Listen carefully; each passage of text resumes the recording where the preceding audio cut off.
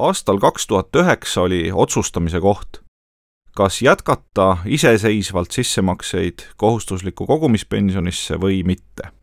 Täna, aastal 2013 on jälle otsustamise koht, kas esitada või mitte esitada kogumispensioni maksemäära tõstmise avaldus.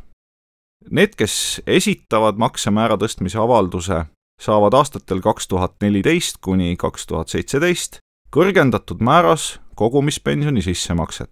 Riik maksab nende pensionifondi endise 4% asemel 6% ja oma palgast läheb fondi endise 2% asemel 3%.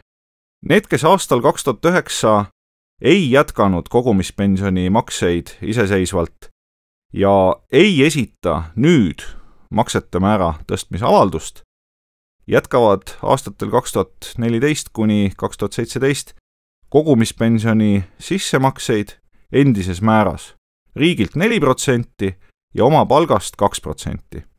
Need, kes aastal 2009 jätkasid kogumispensioni makseid iseseisvalt, kuid nüüd ei esita maksemäära tõstmise avaldust, saavad aastatel 2014 kuni 2017 kogumispensioni sissemakset nii.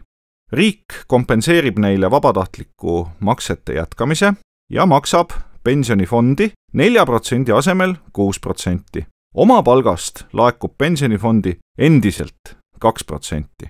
Mõistlik on esitada maksemäära tõstmise avaldus, sest nii on võimalik suurendada oma pensioniks säästetavat vara.